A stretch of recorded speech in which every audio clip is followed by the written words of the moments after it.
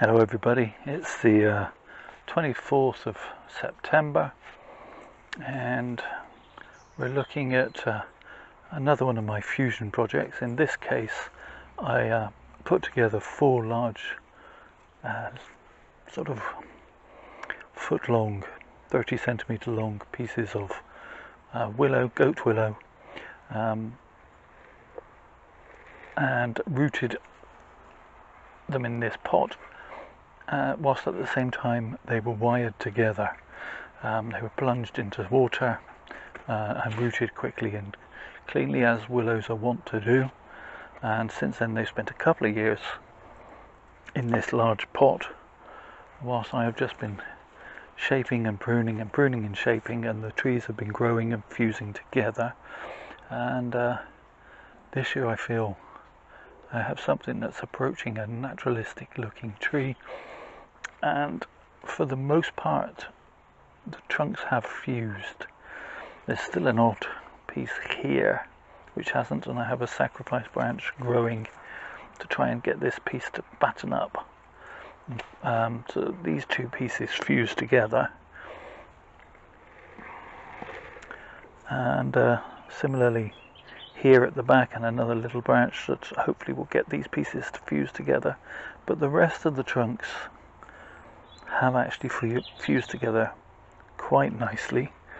See if we can zoom in a bit so you can see that.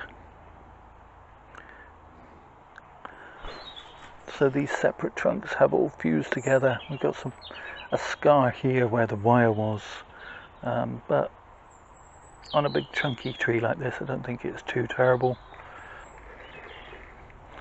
Again, we have the 3 trunks have all but fused together into one fairly impressive little trunk with some nice taper, bit of movement, and yeah, the whole thing is starting to look quite like a naturalistic looking tree rather than a bonsai. And in this case I didn't really want it to look like a bonsai, I wanted it to look like a tree in nature. And it's a bit controversial, I suppose, in some circles to say that bonsais don't look like trees. They do, but they also, many bonsais tend to look like many other bonsai rather than an individual tree. So what next for this tree? Well, I've had a few issues with caterpillars, or in fact not caterpillars, what is the name for them? They descend in their hundreds and they're like little caterpillars, and the word has completely gone out of my brain. Anyway, I had a problem with those, so it's just eaten a few of the leaves, so I don't want to take too much off now. Some of these long growths will be trimmed back in the spring, but come the spring my intention is to pull this out of this large pot and find out what the root flare and the root structure looks like, and maybe get it into a lower, flatter pot, not a bonsai pot probably, maybe a seed tray, maybe one of those extra large seed trays that I've used for some of my other trees. I do have one of those kicking around, spare as it were. So yeah, so fusion has become a bit of an obsession of mine. Mostly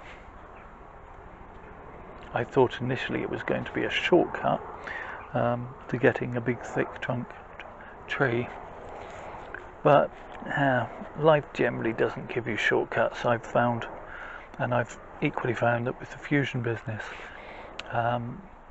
it takes a long time to get the trees to fuse sometimes. So having said that, there should be less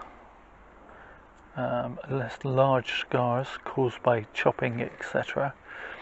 I think it's swings and roundabouts, and you still require a certain degree of patience if you're going to go the fusion route.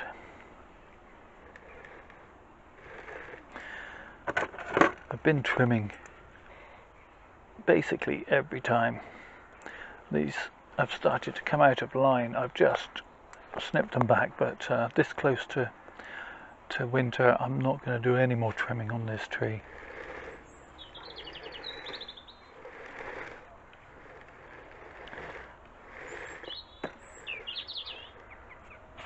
So there you have it. There's one more for the can, as it were. The next time you see this tree, as I say, it will be coming out of this pot and going into something flatter, more akin to a bonsai pot, and that'll be next March time, I guess.